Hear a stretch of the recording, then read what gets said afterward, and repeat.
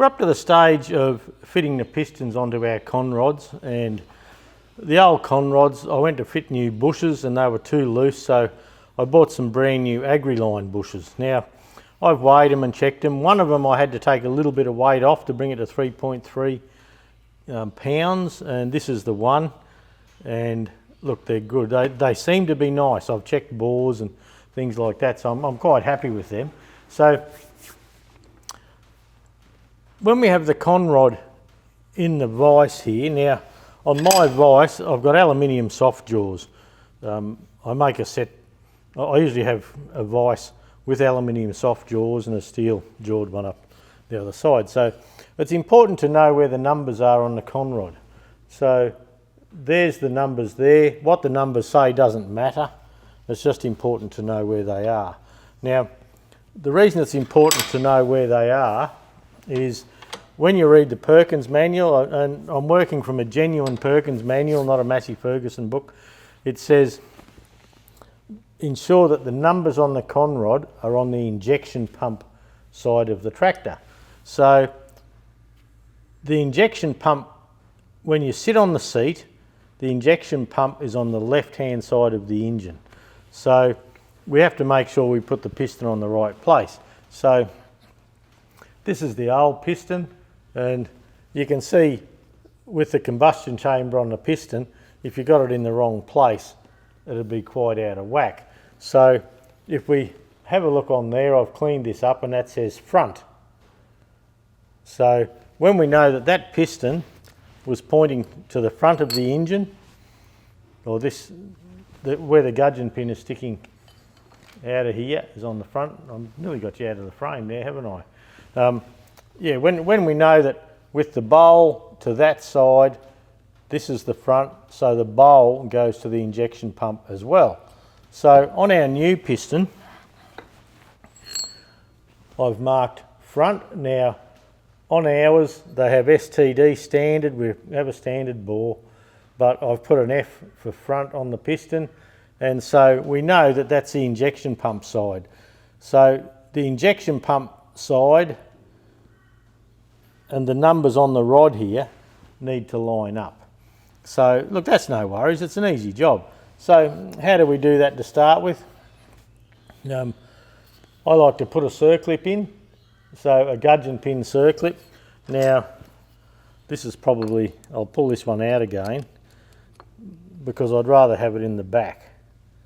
So now the thing with gudgeon pin circlips is when they make the circlips, they go bang and stamp them out, and you'll notice that there's a rounded edge on the circlip, and on the other side of the circlip there's a sharp edge. So what you want is the rounded edge towards the gudgeon pin.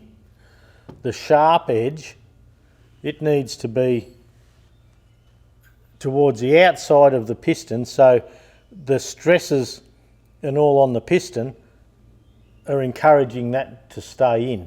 If you had it on the round side, it probably wouldn't matter a lot, but because you have a round surface there, well, if anything went a bit wrong, it could ride up the ramp. So what I like to do is get my trusty circlip pliers. I'm left-handed, so I'm all cack-handed here. So put the circlip in. Now make sure, really importantly, make sure that that is in the groove. Make sure it's in there properly. You can see it, you can feel it. There we go. Mine wasn't in properly, but you need to make sure it was in properly. So there we go. So I've got the sharp side out, the rounded side in. We have a little oil hole under the piston here, so needs a bit of a wipe from me handling the old piston. So look, what we're going to do here is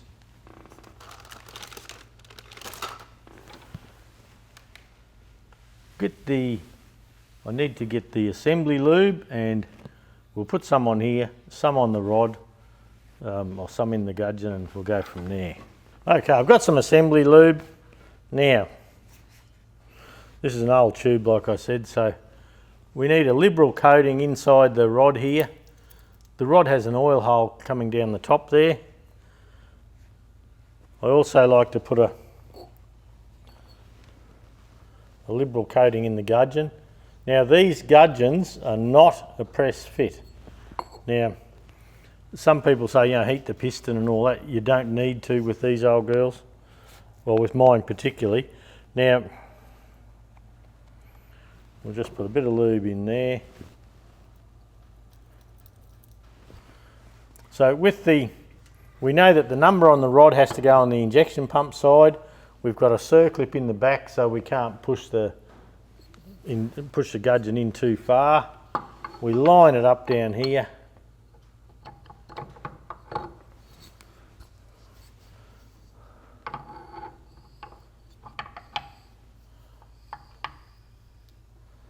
And away we go. We put this other circlip in. Once again, make sure the smooth side is to the gudgeon pin.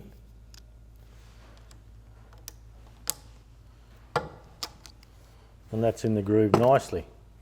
So there we go, the piston's on. I'll give it a bit of a wipe over here. I'm touching the old piston. Got a bit of dirt on my hands on the piston. So, and it's easy to check again now. So we have the front, same as on the old piston. Injection pump is on the left hand side as you sit on the seat. The numbers on the rod are on the left hand side.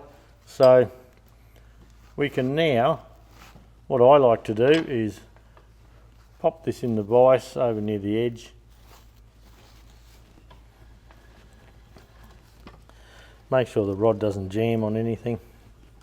And I'm just doing the vise up to support the piston so it's not slopping around so much.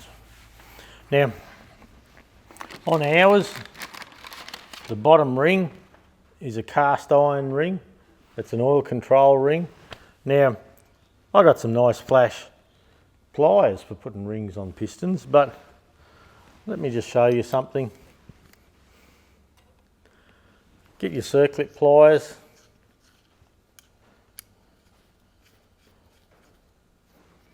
That lets you open the ring up a little bit. I've got a bigger set here that we may need, I don't know. If I haven't got the correct ones, I just thought I'd do it like this to show. And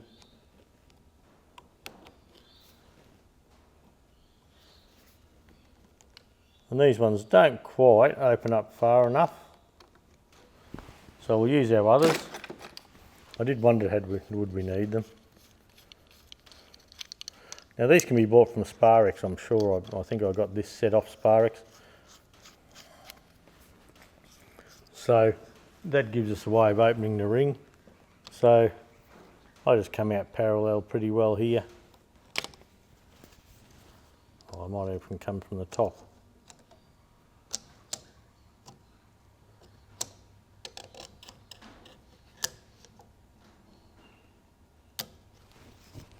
We don't want him in there.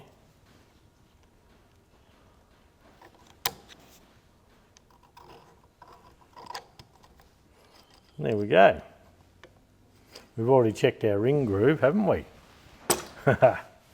I'll just have a look. I'll see if I've got my proper pliers just to show you.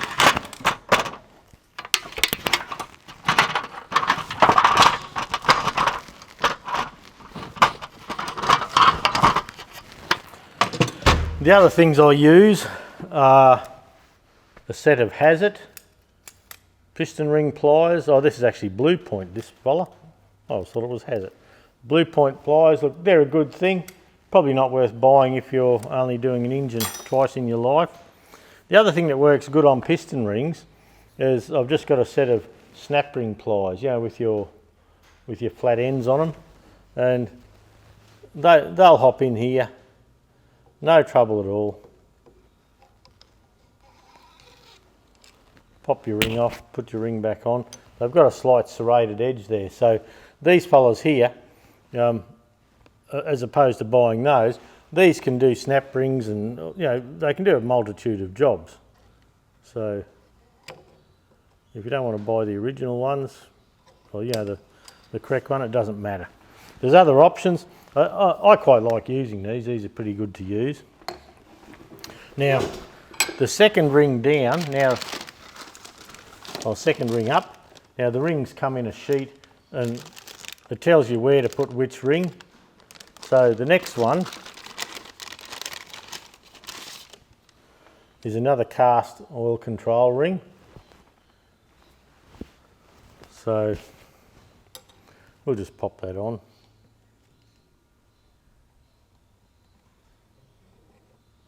Exactly the same as the other one. No difference. Now, I won't cover just at the moment, but you never line the ring gaps up. You put the ring gaps, one here, and like this other one I'd have at 180, and then the next one I'd probably bring over here. So, but we'll talk about that as we put the pistons in. Now, this next ring,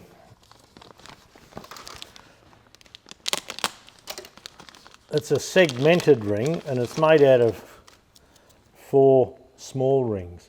Now, you'll notice with these rings, they're dished. So I will find a photo and put in here of how they work, but these ones here,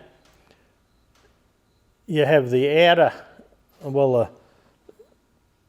the dish is going down, so it's higher on the outside than the inside, so that one can just be fed in. They're hard steel rings, they're not going to go anywhere. And then at around 90 degrees, you put the one going the other way. So you have one going up and one going down. And what that does, the 2 outer edges, they touch each other and they give you a good seal. So the next one, you do the same. So you make sure that it's not lined up at all with this. It's in the same groove. So this one here, you have the dish going down, so the outer edge is up, and you do the same thing. You just feed him in. And then the top one, the dish goes down, and we'll just find a place where there's nothing lining up.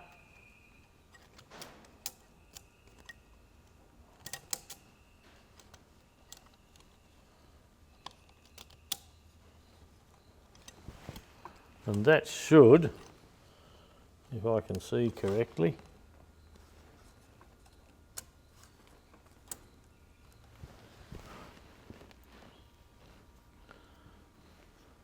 that should give us 2 surfaces with double rings there. I don't think that's quite sitting in right, it just doesn't feel right to me. Make sure that sits in the groove. That one's the top one. Okay, I think I've got them crossed over slightly there. Let's have a look.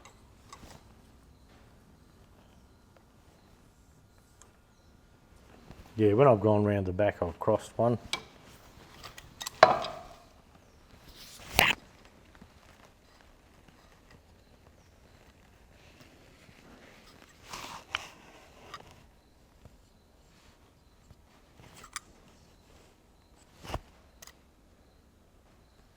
Yeah, so one's above, one's under, so I'll have to fix that. Hard to see.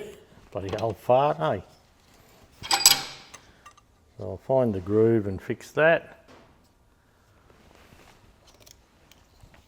The bits of buggers are things I always thought.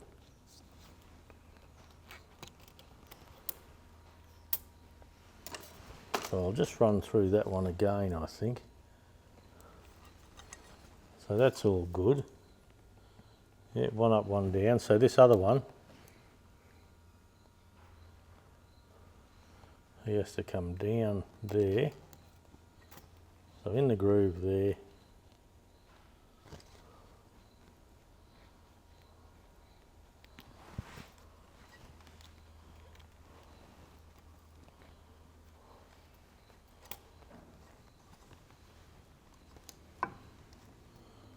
Sits on top of all the others.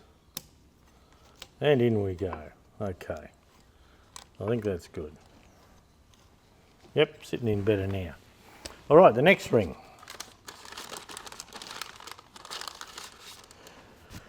Now always look for a little dot or a little mark, and on this one here, where are we? We have top written. So we know that this ring goes to the top. So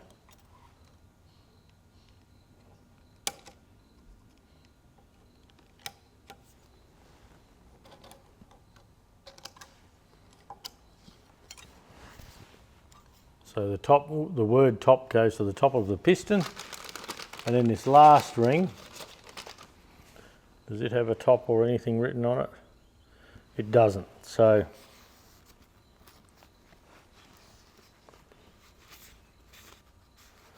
usually if there's a little dot on the ring or it has top written on it, and yeah, that one's just got nothing.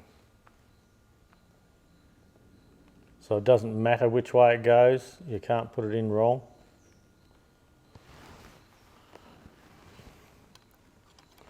Now, a couple of you may pick up or may not pick up, I don't know.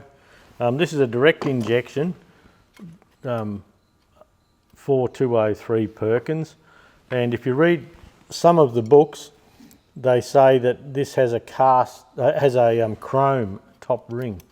Now, before serial number 260 something thousand, they had a chrome top ring. Now, my engine here is a very late one, and by the serial number going by Perkins, it should not have a chrome top ring, yet when I pulled it apart it did have one.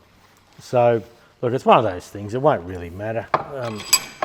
It's the same bore, they use the exact same liner, so you don't know. So look, that's the piston fitted on the Conrod. Keep an eye on your direction of everything and your numbers. We won't put the bearings in yet until we get to fitting it, and I'll continue on and fit all the other pistons to the Conrods. Next time you see these, we'll be poking them in the hole.